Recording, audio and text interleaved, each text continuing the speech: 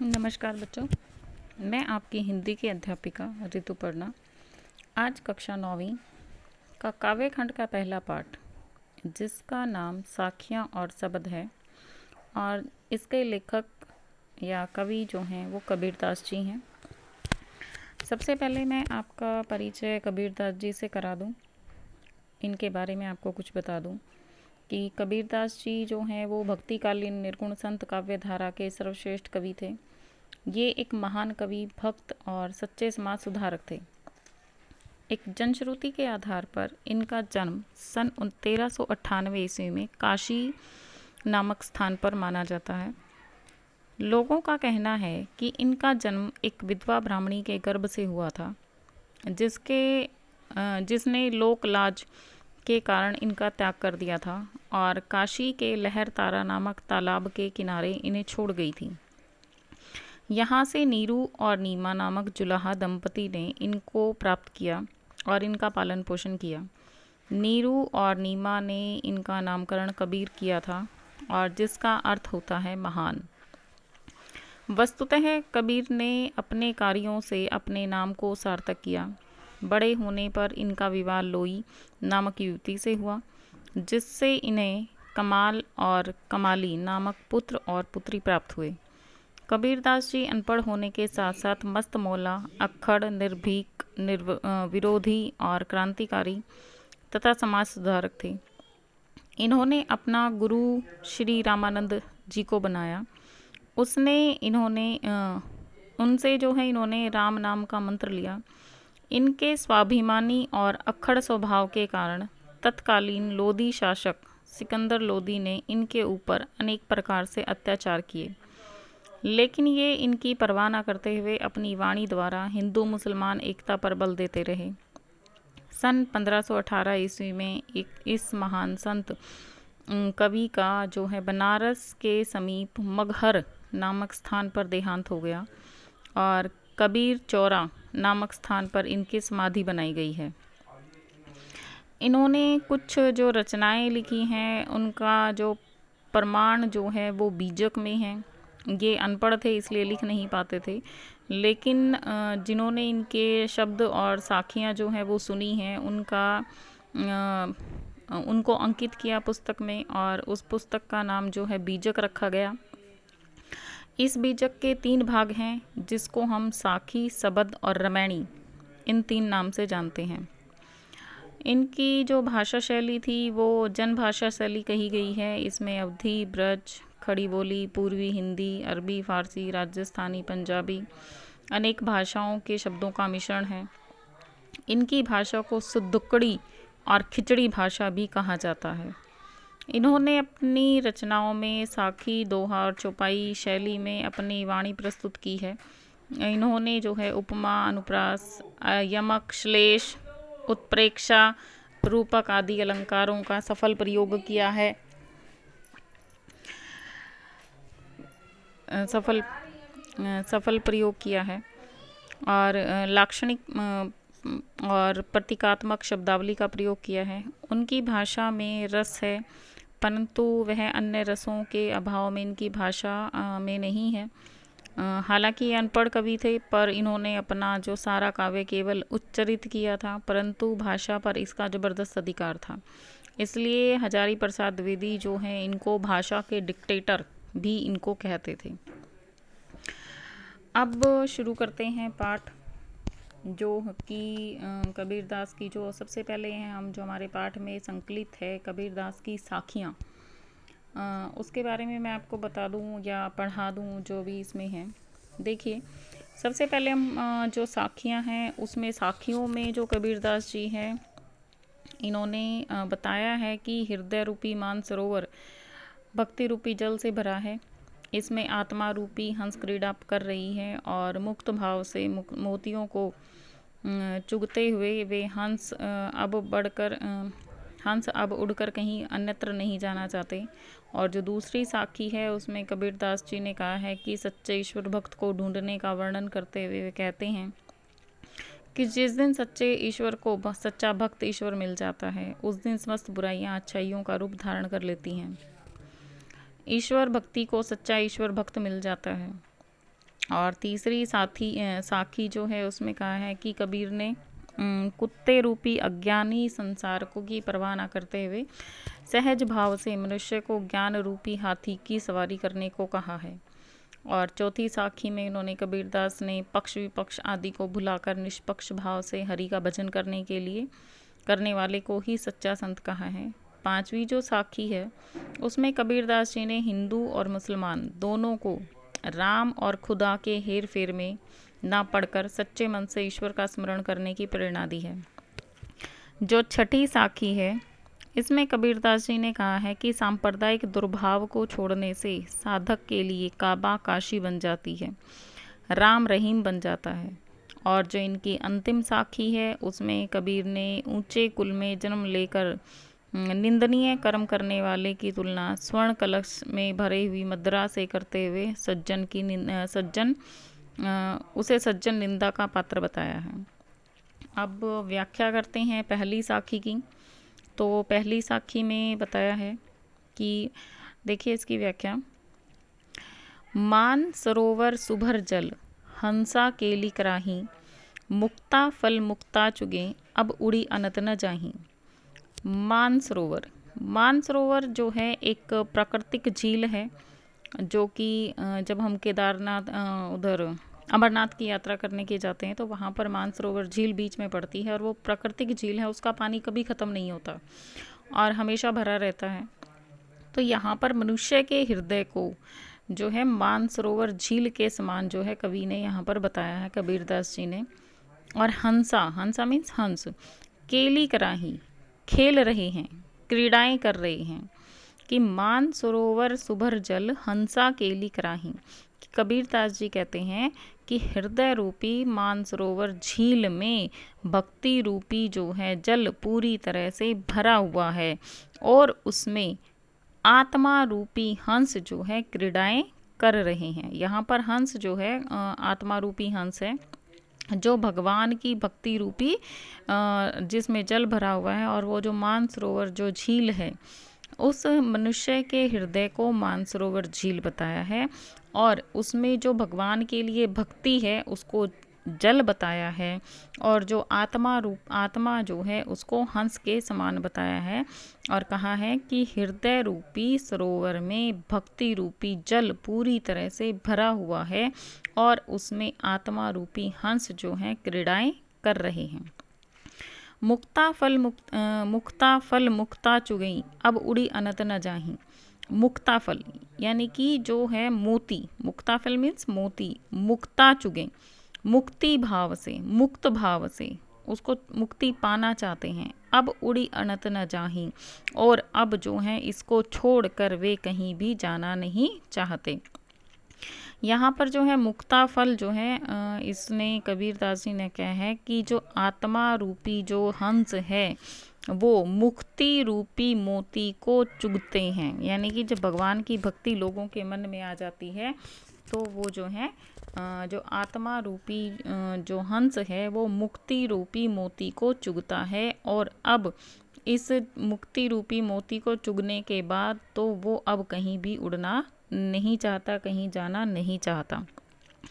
यहाँ पर हम इसको कह सकते हैं कि वे जो आत्मा रूपी हंस है वो आनंदित होकर मुक्ति रूपी मुक्तियों को चुनते हैं और कहीं उड़कर नहीं जाते।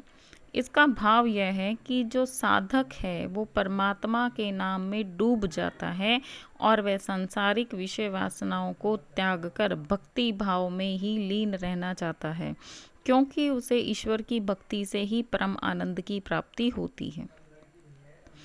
ठीक है, और इसका जो भाव है यही रहेगा कि जब मनुष्य का हृदय रूपी सरोवर भक्ति रूपी जल से भर जाता है और तब मनुष्य की आत्मा हंस जो है वो भक्ति रूपी जल में डूब जाता है तो वो सांसारिक विषय वासनाओं की ओर नहीं जाता। इसका काव्य सौंदर्य इस प्रकार से रहेगा कि इसमें जो है ईश्वरीय भक्ति भावना का प्रतिपादन किया है। सच्चा साधक ईश्वर की भक्ति में ही आनंद प्राप्त करता है, सांसारिक विषय वासनाओं में नहीं।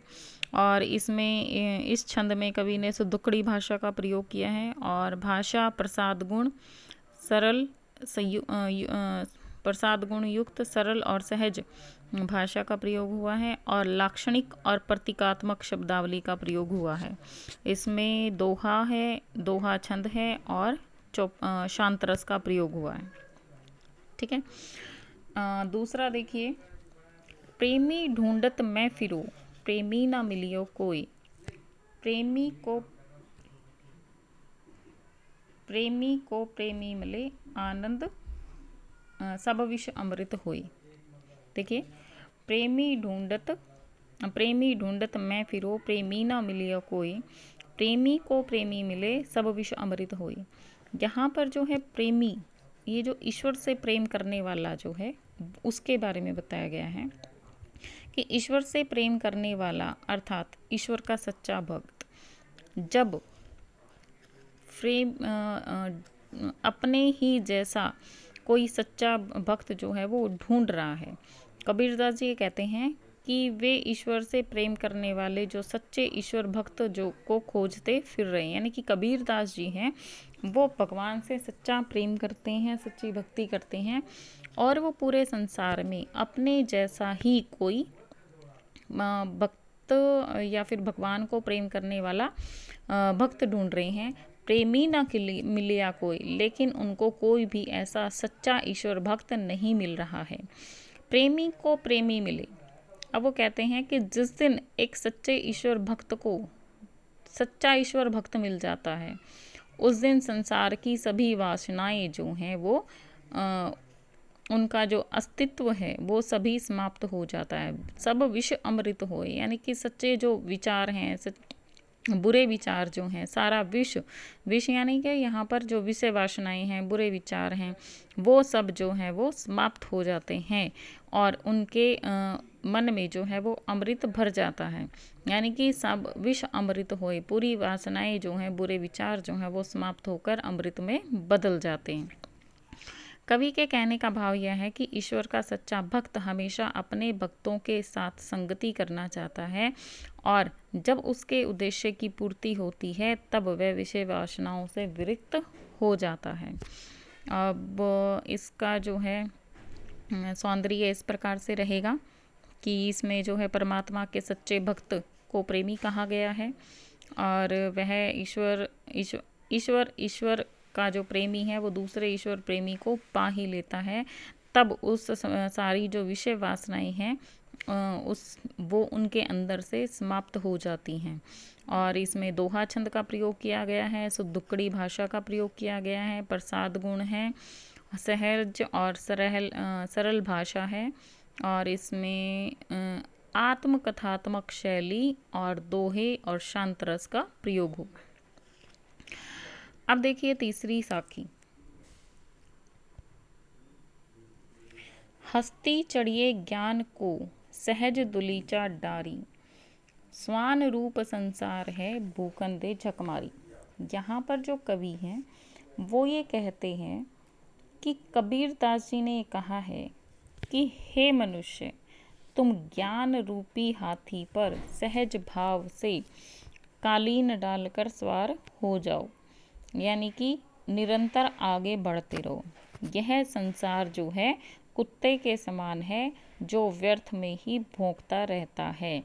इसकी आलोचना की परवाह किए बिना तुम भक्ति मार्ग पर आगे बढ़ते चलो तो निश्चय ही तुम्हें ईश्वर की प्राप्ति हो जाएगी। इसमें जो है कबीरदास जी वो ये कहना चाहते हैं, ये बताना चाहते हैं कि मनुष्य को अपने कर्म करते रहना चाहिए, भगवान की भक्ति करनी रहना चाहिए और किसी के बहकावे में नहीं आना चाहिए। ये संसार जो है कुत्ते के समान है, यानी कि अगर जनरल सी बात देखी जाए, हम पैदल जा रहे हैं तो भी कुत्ता भौंकता है, बाइक पर जाते हैं तो भी कुत्ता भौंकता है और अगर हम गाड़ी में जा रहे हैं तो भी कुत्ता जो है भौंकता रहता है और गाड़ी के पीछे भी लग जाता है। यानी कि उसको जो संसार जो है वो क्या है, कुत्ते के समान है, यानी कि उसको सिर्फ अपने से मतलब है, उसको भौंकना है, भौंकने दो। चाहे हम किसी भी तरीके से भगवान को प्राप्त करना चाहते हैं, हम भगवान की भक्ति कर सकते हैं। तो यहाँ पर जो है कबीरदास जी ने यही बताया है कि हमें भगवान की भक्ति करते रहना चाहिए, निरंतर आगे बढ़ते रहना चाहिए। ये संसार जो है वो अज्ञानी संसार है और कुत्ते के समान है जो हमेशा ऐसे ही भौंकता रहता है। इनकी या आलोचना करने वाले जो व्यक्ति हैं उनकी कभी भी परवाह नहीं करना चाहिए और भगवान की भक्ति करते हुए हमेशा अपने मार्ग पर जो है वो आगे चलते रहना चाहिए। इसका जो शिल्प सौंदर्य है या काव्य सौंदर्य है वो इस प्रकार से रहेगा कि इसमें जो है सहज ना मतलब संसार की जो तुलना है वो कुत्ते के समान की है जो व्यर्थ में ही दूसरों की आलोचना करता है। और इसमें सहज भक्ति का संदेश दिया गया है। सुदुक्कड़ी भाषा का प्रयोग है, दोहा छंद का प्रयोग किया गया है, प्रसाद गुण है, सरल और सहज प्रवाहमयी भाषा है और तत्सम और तद्भव शब्दावली का प्रयोग किया गया है, शांत रस है और चख मारना मुहावरे का प्रयोग किया गया है। अब जो अगली साखी है वो देखिए। पखा पखी के कारणे सब जग रहा भुलान, निरपक होई के भजी कर हरि भजे सोई संत सुजान। पखा पखी यानी कि पक्ष और विपक्ष। कबीरदास जी यहाँ कहते हैं कि जो संसार पक्ष विपक्ष के झगड़े में फंसकर रह गया है और ईश्वर के नाम को भुलाकर वो लड़ाई झगड़े में लगा रहता है, तो यहाँ पर जो कबीरदास जी वो कहते हैं कि पखा पखी के कारण कि पक्ष विपक्ष के कारण जो है सब जग रहा भुलान कि पूरे संसार ने ही ईश्वर के नाम को भुला दिया है। निरपक होई के भजी करे सोई संत सुजान कि तेरे मेरे का जो भेदभाव है वो मनुष्य को ईश्वर से दूर ले जाता है। इसलिए जो है हमें निरपक होई के भजी करे, हमें निष्पक्ष होकर ईश्वर का भजन करना चाहिए। ये नहीं है कि हम कहें राम मेरा है, रहीम तुम्हारा है, शिव जी उसका है, माता उसकी है। तो ये सारी चीज़ें जो हैं उनको भुला देनी चाहिए और सच्चे मन से ईश्वर का स्मरण करना चाहिए।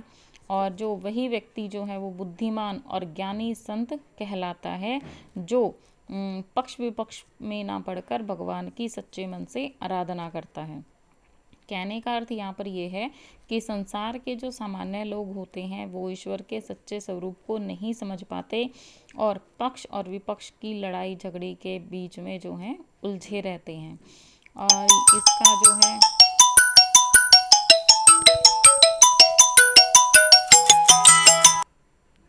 इसका जो है ये रहेगा कि कबीरदास इसका जो शिल्प सौंदर्य काव्य सौंदर्य है वो इस प्रकार से रहेगा कि तेरे मेरे और पक्ष विपक्ष में जो लड़ाई झगड़े से ईश्वर की प्राप्ति नहीं होती।